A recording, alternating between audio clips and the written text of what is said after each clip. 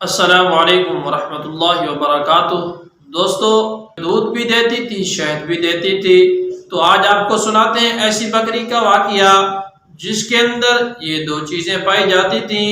تو حضرت ابو ربیع رحمۃ اللہ علیہ فرماتے ہیں کہ گاؤں کے اندر ایک عورت رہتی تھی جس کی نیکی کی شہرت بہت دور دراز تک پھیل چکی تھی، اور میں نے کبھی کسی عورت سے ملاقات نہیں کی۔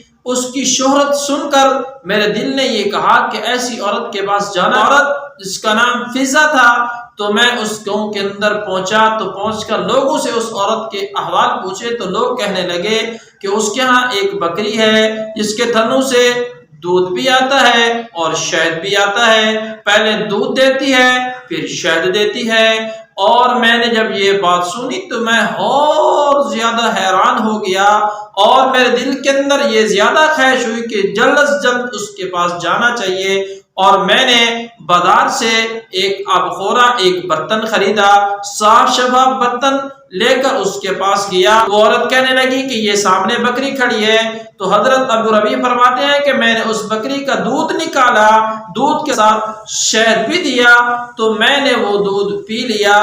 دودھ پینے کے بعد میں نے اس سے پوچھا کہ اس بکری کا اصل واقعہ کیا ہے۔ دوستو چلتے ہیں اس واقعے کی طرف۔ بکری کے کچھ نہیں تھا، اور عید کے دن قریب تھے، تو میرے خامد نے کہا کہ اور تو کچھ ہے نہیں، اس بکری کو ذبح کر دیتے ہیں۔ تو میں نے خامد کو کہا کہ اللہ کا حکم ہے کہ جو آدمی طاقت رکھتا ہو وہ ذبح کرے۔ تو ہمارے چھوٹے چھوٹے بچے ہیں، وہ اس ایک بکری کو دیکھ کر اپنی پیاس بجھاتے ہیں، اس سے کھیلتے ہیں، اور ہمارے اوپر یہ حکم لاگو نہیں ہوتا۔ تو خامد نے میری بات کو مان لیا، اور پھر اسی دن اچانک ہمارے گھر کے اندر ایک مہمان آیا۔ تو جب مہمان آیا تو کھانے پینے کے لیے پھر بھی کچھ نہیں تھا۔ تو میں نے خامد کو کہا کہ اللہ کا حکم ہے کہ مہمان کی اکرام کرو، مہمان کا تواضع کی جائے، مہمان کی عزت کی جائے۔ تو میں نے حکم دیا، خامد نے کہا کہ اس کی مہمانی کے لیے اس بکری کو ذبح کرتے ہیں۔ چنانچہ جب خامد ذبح کرنے لگا تو میں نے کہا گھر کے اندر ذبح نہ کرو، چھوٹے چھوٹے بچے دیکھ کر رونے لگ جائیں گے، اس کو اپنے گھر سے باہر لے کر دیوار کے قریب اس کو ذبح کرو۔ اور میرے خامد اس کو باہر لے گیا۔ میں اپنے گھر کے اندر آئی، کیا دیکھتی ہوں کہ دیوار کے اوپر بہت خوبصورت اس جیسی بکری دیوار کے اوپر بیٹھی ہے۔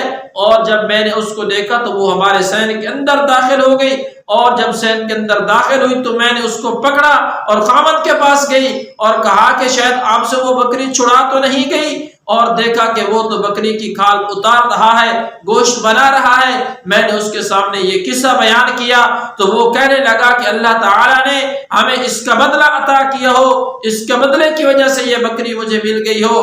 تو وہ عورت کہنے لگی کہ اے ابو ربیع، اللہ تعالیٰ نے یہ ہمیں بکری کیوں عطا کی؟ مہمان کا اکرام کی وجہ سے، مہمان کی ہم نے عزت کی تو اللہ تعالیٰ نے یہ بکری دی جو دودھ اور شہد دیا کرتی ہے۔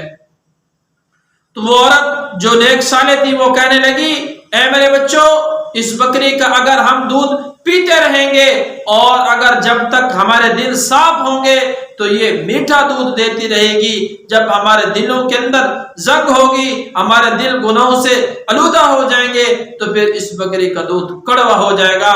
دوستو، مہمان کی قدر کی سیکھنی چاہیے، مہمان کی قدر سیکھنی ہے تو اس واقعے سے سبق لینا چاہیے۔ اور جب دل پاک ہوتے ہیں تو اللہ تعالی کھانوں کو بھی پاک کرتا ہے، کھانوں کے اندر لطف کرتا ہے۔ امید ہے کہ یہ بہت خوبصورت واقعہ سن کر آپ کو بہت اچھا لگا ہوگا۔ اللہ رب العزت مجھے اور آپ کو عمل کی توفیق نصیب فرمائے۔